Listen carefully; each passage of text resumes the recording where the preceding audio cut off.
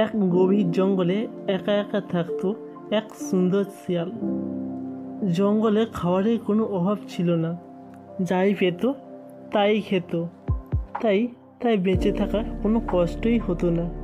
কিন্তু সমস্যা ছিল অন্য জায়গায়। প্রত্যেক দিন চারদিকে তাকিয়ে দেখতো শুধু নিস্তব্ধতা আর নির্জনতা দেখতো। মন খারাপ করে সে একদিন নিজেকে বলল, এই জঙ্গলে কি আমি ছাড়া আর কোনো প্রাণী নেই? কারো সঙ্গে যদি বন্ধুত্ব করতে পারতাম। এভাবে সে খুঁজতে শুরু করলো কোথাও কোনো প্রাণী আছে। অনেক খোঁজাখুঁজি হলো, কিন্তু শেষ পর্যন্ত সে বুঝতে পারল না, এই জঙ্গলে সে একাই আছে। তখন সে শিয়ালের মন খারাপ হতে লাগলো। খাবারের অভাব নেই ঠিকই, কিন্তু এভাবেই থাকা যায়? সে সিদ্ধান্ত নিল এই জঙ্গল থেকে বেরিয়ে পড়বে নতুন এক জঙ্গল উদ্দেশ্যে।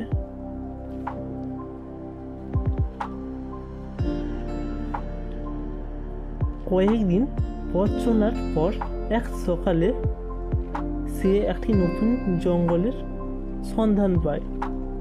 সেখানে সে অবাক হয়ে দেখে গাছে গাছে অনেক ফল এবং গাছের ফাঁক দিয়ে উড়ে যাচ্ছে কত পাখি। পাখি ডাকছে, হরিণ দৌড়াচ্ছে, বাঁদর লাফাচ্ছে। শিয়াল খুশিতে আত্মহারা। দিন কেটে যাচ্ছে আনন্দে। ঘুরতে ঘুরতে অল্প সময়ে এক দয়ালু ভাল্লুকের সঙ্গে আলাপ।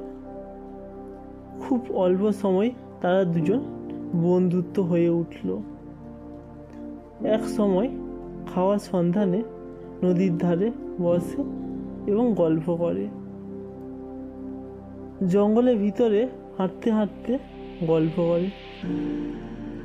কিন্তু কয়েকদিন পর শিয়াল বুঝতে পারল যে এই জঙ্গলে তার পক্ষে নিরাপদ নয়, অনেক বিপদ লুকিয়ে আছে এখানে।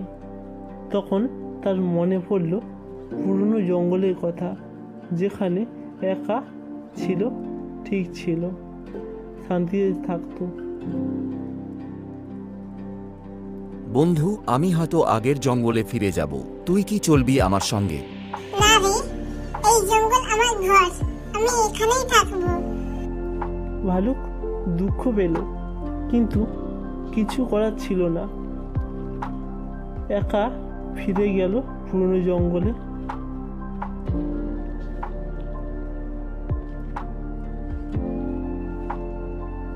কিছুদিন শিয়াল পুরনো জঙ্গলে কাটানোর পর সে বুঝতে পারল সেখানে খাবারের অভাব না থাকলেও, নিরাপত্তা থাকলেও গুরুত্বপূর্ণ হচ্ছে বন্ধু।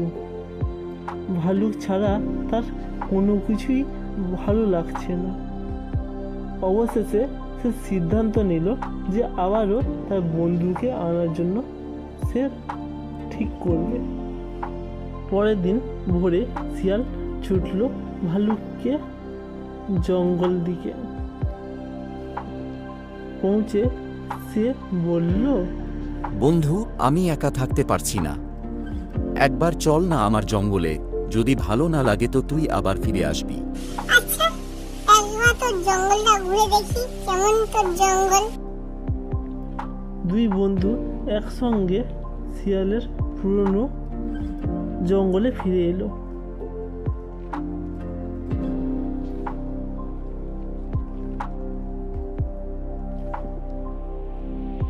যেখানে কয়েকদিন কাটার পর ভালুক বুঝতে পারল যে এই জঙ্গলটা খুবই সুন্দর।